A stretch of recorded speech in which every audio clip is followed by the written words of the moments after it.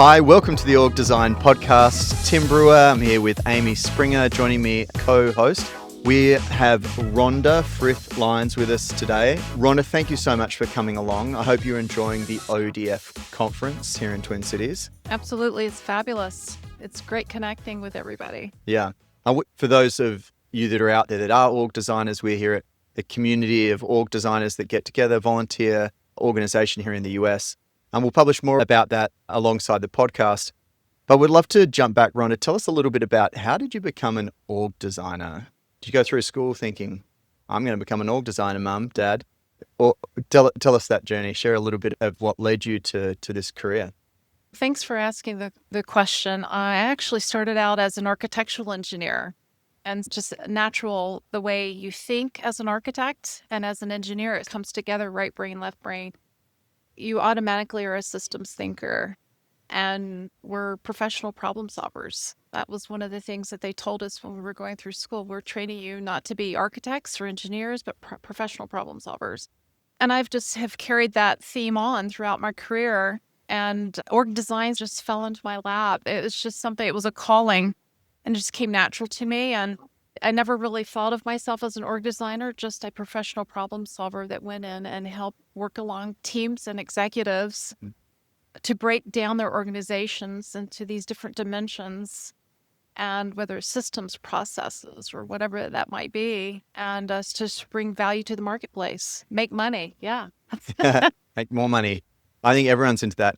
How did that happen? Were you in an organization, being an engineer, and the opportunity presented, we just naturally gravitated towards that? Or was there a point where an opportunity came up that you took that landed you in the org design seat? Yeah, well, it was actually being called on to do fractional, what is now known as fractional type of consulting work as a transformation executive, and just working on different problems in supply chain and IT, finance for global multinational companies, and just going in and taking a look at all the linking mechanisms of why things were not working, why teams were not collaborating, where were the breakdowns, why were there high turnover with leaders, why is there high turnover of talent, why can't they get products and services and solutions to be fully realized. So it was just through consulting engagements, it just built on itself, and working alongside behavioral scientists. And then I got introduced to the world of applied behavioral science. I'm like, there's a science to this too. So it's both an art and a science. And all those things came together beautifully, and I haven't looked back. That's really cool. Yeah. We have heard a few people talk about the art and science of org design. For our audience, mainly everyday leaders finding themselves in an organization, maybe after a new appointment, or a founder that's just had their organization grow to a scale that now needs to be thinking about org design. What are they seeing in their organization to know that's probably, you talked about some of those things, that supply chain not working right, not making enough money. Is there any advice you'd have for them as they're looking at their organization thinking, I think I might have an org design or a problem? How do you approach that problem when you get asked to come in and step in and partner with a leader in your work? It really starts with asking the right questions of leaders, getting them to make sure that they understand the problems they're trying to solve. What are some of those pain points? What are some of their aspirations? Once we do solve something, what would great look like and feel like and sound like for them as a leader and for their organization? What does that future state look like? And really setting the expectations around discovery and diagnostics in order to really help them to start to unpack the problem. It takes time to be able to assess, and doing it in partnership with them to really determine the best starting point to start that diagnostic as well. And I think it's really about that, getting them to really be thinking about framing the problem the right way, and what is those aspirational goals and pain points. Is there a particular style or type of organization that you prefer working with? How do you know that there's a good fit when you meet someone new that's got org design challenges and is looking for someone to come and partner with them in their organization like you? If all they're about is fix them for me mindset and hurry up and get it done in 6 weeks, I'm not the gal for you.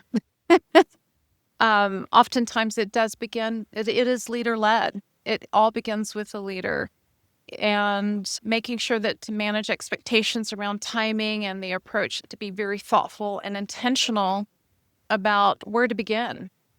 And if they are calling 8 weeks before go live of something, it's too late. I always tell them, let's pump the brakes, go ahead and go live with something, and then let's talk. Because then it becomes about continuous improvement and lessons learned and the benefit of the hindsight of 2020 to how do you then make the next opportunity even greater, a better experience for everybody. For a bit there, I thought you the hindsight of 2020 and you were talking about the 2020, not 2020. No, not You talked before about continuous improvement. One of the themes that we've been seeing pop up is that the rate or demand for change to happen either really quickly or to just continuously happen. Organizations think that they're almost at the end of a transformation, only to realize that there's 5 more transformations bearing down on them. Mm. How, how do you think over the time you've been working in org design that expectations changed, and how do you help companies go from every 3 years we go through a big kind of transformational change to actually helping them continuously improve like you talked about before? I think a great accelerator of shifting that thinking is AI. I mean, it's really turning companies, making them really rethink about how they look at things comprehensively across an enterprise. And AI is an enabler of being able to pivot, being able to understand in the marketplace where your unexpected disruptors are going to come around the corner. You always have to be ready to, almost like an owl, pivoting 360, looking around you. And that's the responsibility of the executive team. Always being able to look at emerging trends, really know your industry, always looking at the market, and then take a look inward from the balcony and take a step back and say, okay, do we have the right capabilities? Do we really understand our customers? Do we know how our products and services will be able to meet the demand in the marketplace? And if we don't have the right capabilities today, how we go get them? How do we upskill who we have? Who do we need to go find and bring into the organization? Do we need to automate it? Bring in AI? Do we need to outsource it? How do we go about doing that? And not have such a knee-jerk reaction to going after structure, because that's the number one mistake that a lot of leaders do. They want to move boxes around on a PowerPoint and put names in boxes. Well, really, it all begins with the strategy and the capabilities and then the work. And then you figure out the resourcing piece, which is getting leaders to take a beat, go slow to go fast, really think about marketplace positioning and then organizational positioning, because you want to win in the marketplace and in the workplace. So for all these leaders that are about to experience this in their organizations, what skills do you hope they can all have to help them navigate this time and this new approach to organizations we're going to need? They need to be really great organizational architects and understanding that when they look at the organization, it isn't just about finance or operations or just process. It's really the full dimension of the organization. So if they move one piece of the puzzle, then it has a residual effect on the other parts of the dimensions of the organization. So if they change the work, how does that impact structure, information flow, metrics, people and rewards? How does it affect our culture and our behaviors? My big theme in all of my interactions with leaders is behaviors are linked to business results. So we lay the foundation for healthy behaviors, and understanding how we show up is as important as what we do. So it's really just helping leaders to really understand how to get on that balcony, survey the landscape of the organization, and understand how all the pieces, all the connections, because organizations are systems of people. As a lover of org design, a great practitioner, what are you most excited for the near future of org design? What are you looking forward to? Oh, wow. After this week at the ODF conference, which has been fabulous, it's really how to augment myself as an org design professional problem solver. How do I take it to the next level before I'm disrupted? So how do I get ahead of that? So I need to practice what I preach to leaders and always be taking a look at the landscape of how to leverage the cutting edge technologies to just up the game, be quicker with diagnostics, quicker in session to have the insights really quickly with designing, because it's very quick, it's very agile in the design process. And that's what can be very exciting and daunting all at the same time. Those are very natural reactions to it. So it's exciting, actually. Rhonda, thank you so much for joining us on the podcast. We've loved having you along. So thank you for carving out the time with us.